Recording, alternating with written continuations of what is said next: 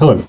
So in this video, we're going to talk about Rani Selvarajah's short story, Only Hope Remained, which I'm reading out of Emily Hauser and Helena Taylor's Women Recreating Classics. Sorry there.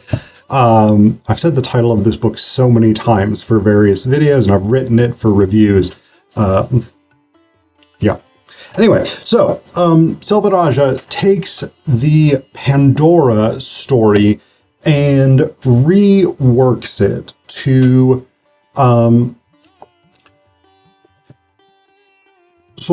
there's a sort of dual expository purpose here, I would say. So one is to critique the ideological and gendered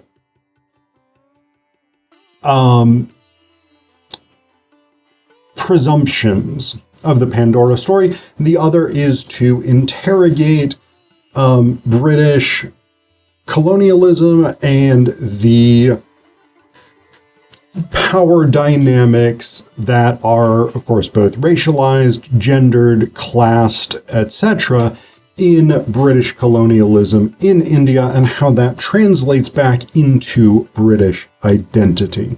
Selvarajah is of Indian descent. I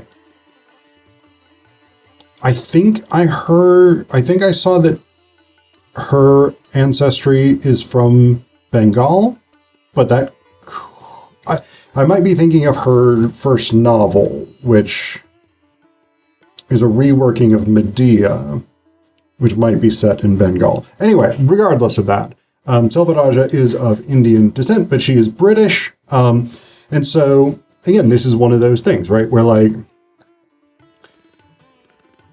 people of color, people from former colonies who reside in Britain have these very sort of complicated relations to Britishness, because on the one hand, right, especially for contemporary authors who are second or third generation from India or their countries in Africa, in the Caribbean, South Asia, wherever it is, right, this generation or these generations are sort of increasingly identifying as British and exploring what it means to be British and a person of color, in contrast to sort of earlier generations of writers who were much more focused on the immigrant experience to Britain. But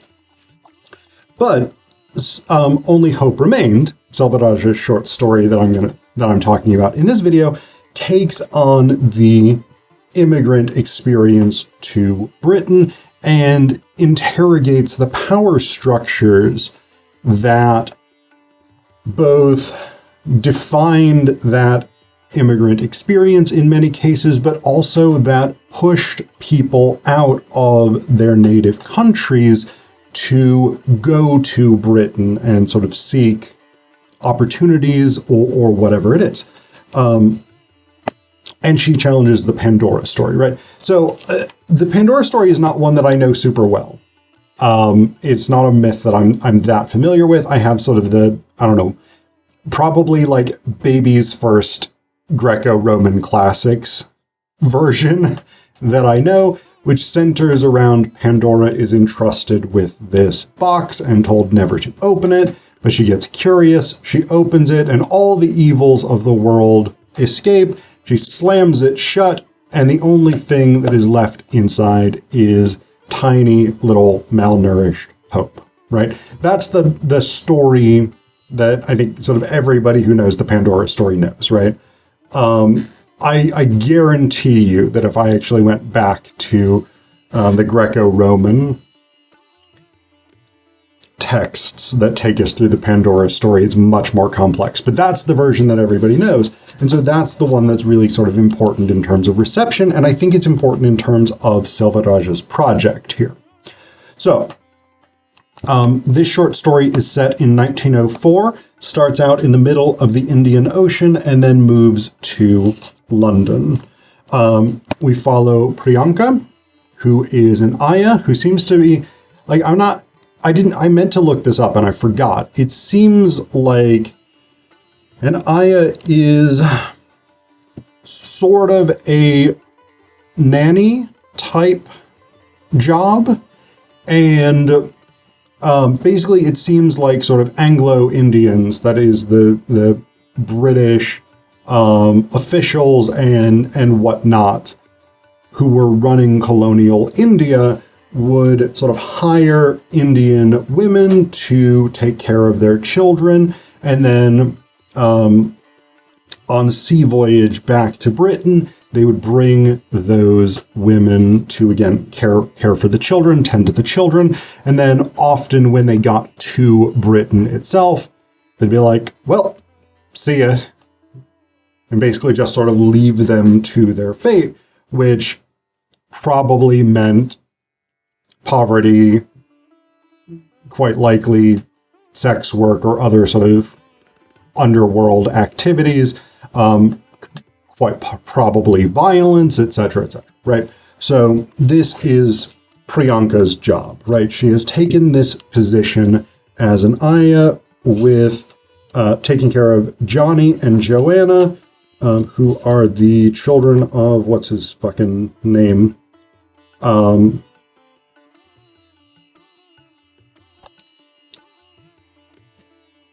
His name is mentioned, but we don't get it a lot. Mr. Hargrove. So typically, so this is written first person, so I'm going to say Priyanka refers to him as. Priyanka tends to refer to him not by his name, but in a more sort of general way. So, because this is written in first person, we actually learn quite a lot about Priyanka's backstory, her worldview, her perspective, etc., and she is profoundly shaped by impressions of women's roles within society. So at one point, she says, she knew she had a quick mind, clever enough to be a teacher if she had stayed back home, and she was well trained as an Aya. She had to nurture the future generation of English gentlemen and ladies. It was important that she not be as uneducated as a mutt, or so she had been told. Above all, she was molded to be whatever her employer wanted. To nurture their babies, to style hair, to cook bland meals. So we get, but the thing is, we get these things sort of repeatedly, right? So within the first paragraph, she could have stayed back in Madurai and found herself married to whoever her family deemed suitable. But life as an Aya offered her the chance to explore a world she had scarcely imagined before, even if at that moment these new realms were limited to a small room below deck with her young charges. A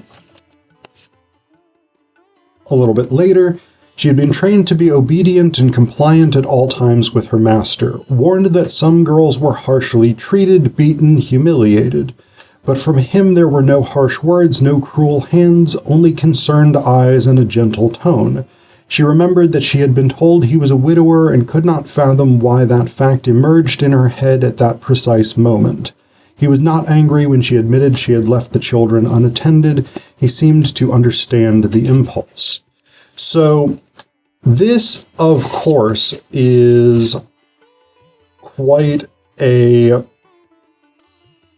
significant tension, right?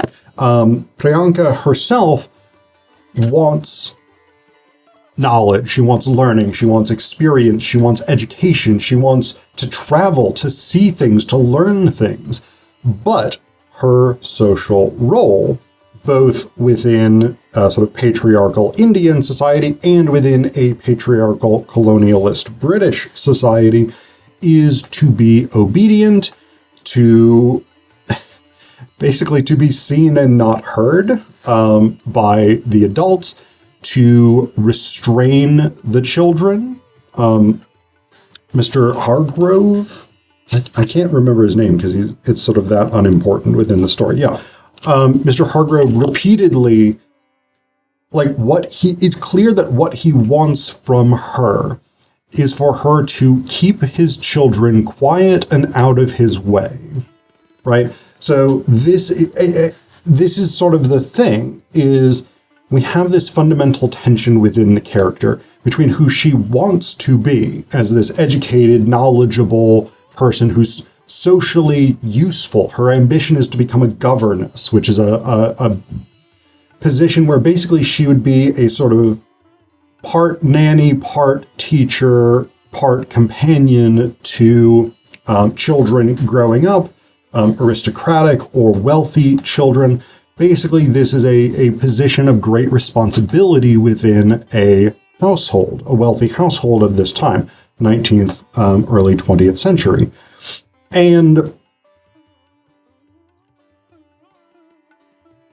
on the one hand, Hargrove nurtures those ambitions, right? On the ship, she comes out, this is the first scene, she comes out up on deck because she wants to sort of get a bigger view of the world, and he's out there because he's an amateur astronomer, and he is like, do you want me to teach you about the stars? And she's like, oh, fuck yes, this is the thing, right? I can learn from this guy. We can have a sort of teacher-student relationship. He knows a lot more than me, and he's willing to share at least some of that knowledge with me.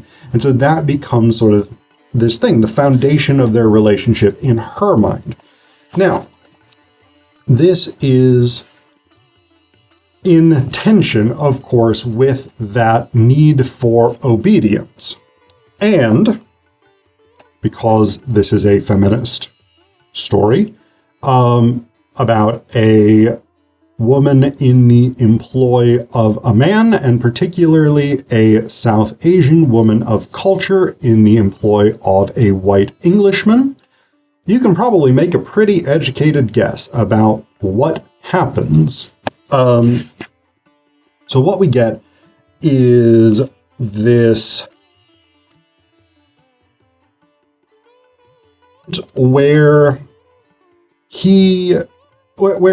sort of she has sort of come to his study, and basically she's sort of apologizing for letting the children run around crazy as they want to do because they're children, even though they're English, and that sort of like restrained stereotype of British people, or of English people specifically, right? So she had gotten in trouble earlier in the day for letting the children run around, so she's now sort of come to apologize and be like, I'm sorry, I will try and control them better,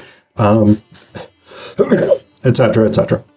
What happens is he invites her into his study to basically see this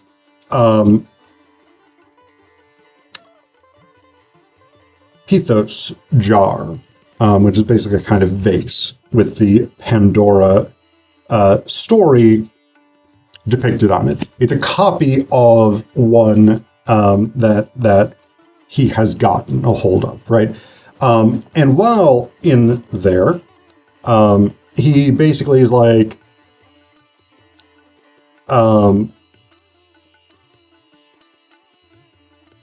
he's like, oh, look at all my books. Would you like to read some? And she's like, yeah, I would love to do that. I hope to become a governess someday. And here's what happens. Quite the bold little thing, aren't you? He said, putting his glass down on the desk next to her so that she was penned in by his arms.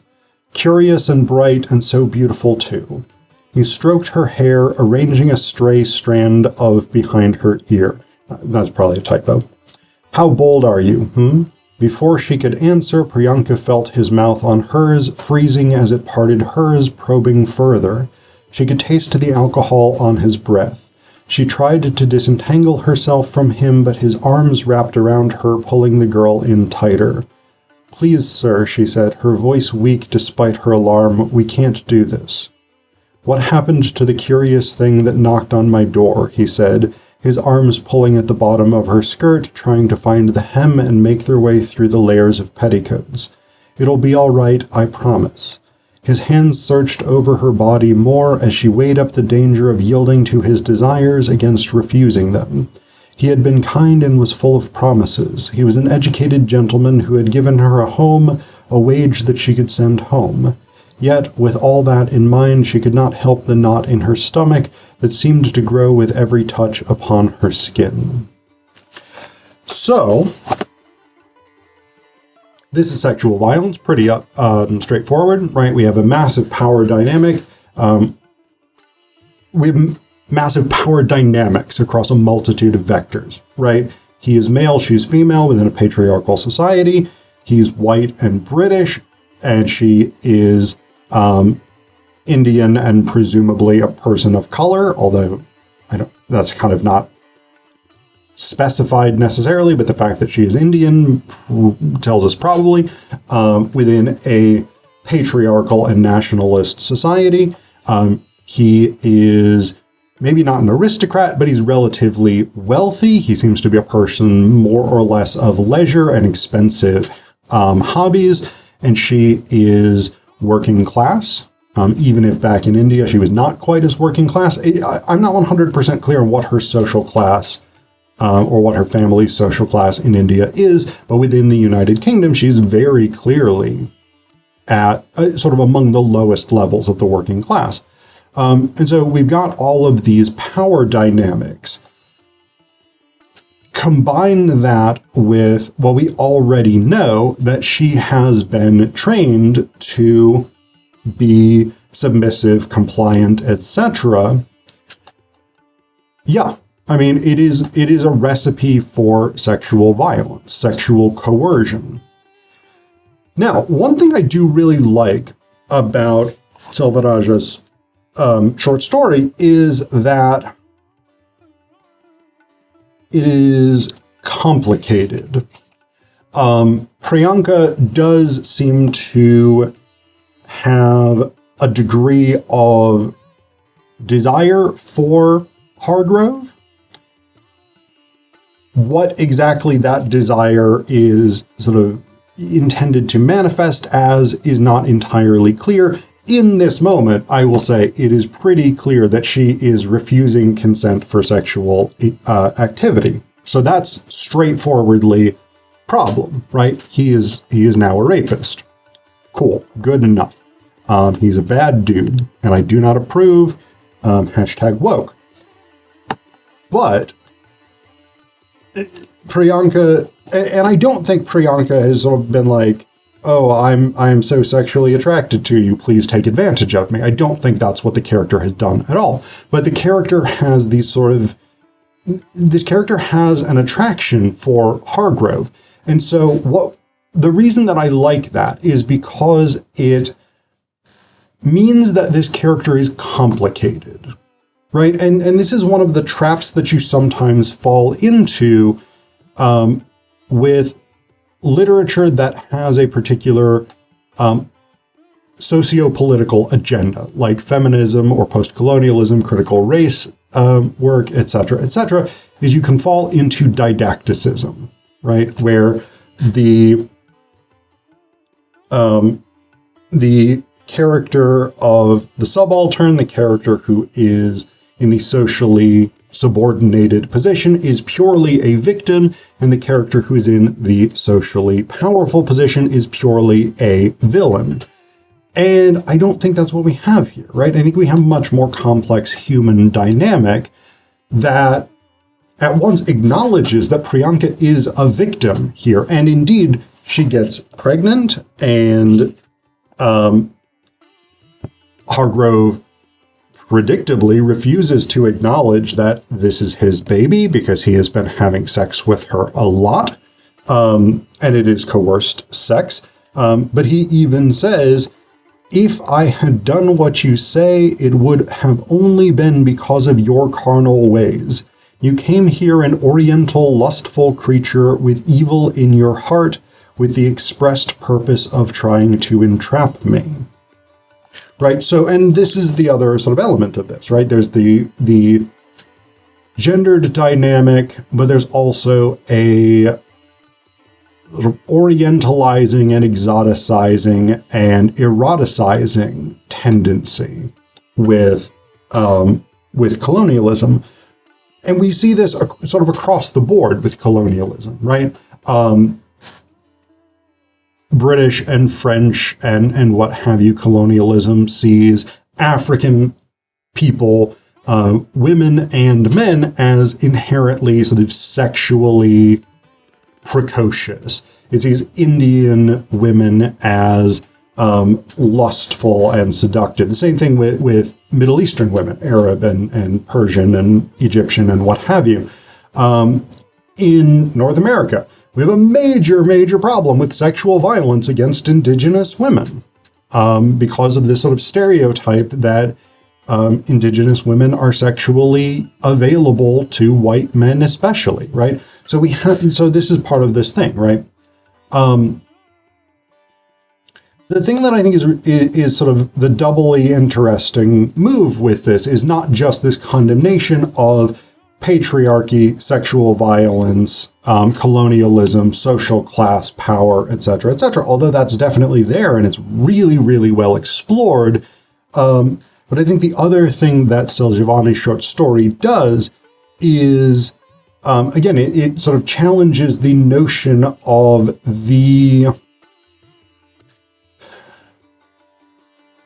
problem-creating naivete or curiosity of woman that's built into the Pandora story, right? It's somewhat like the Eve story in Genesis, right? This sort of idea of like, oh, Eve has succumbed to the temptation and the curiosity and eaten the apple, and therefore everything in the world is shit, right? The Pandora story is similar. Eve has done a thing she was told not to do because she was curious, and frailty thy name is woman, and all of this bullshit. And that's why all of the evils are in the world, is because of women's curiosity, right? And what this short story does, what Only Hope Remained does, Selvarajah does, is turns that, right? So that the desire for knowledge that Priyanka has is a healthy and productive desire. It is a desire for her to improve herself and to become more useful within society, within the world, etc., to become capable of conveying knowledge and understanding to others. But that desire for knowledge is misidentified and twisted by those with power into a sort of misidentified form of desire that is intended to reinforce the stereotypes and therefore justify the violence that is foundational to these systems of power.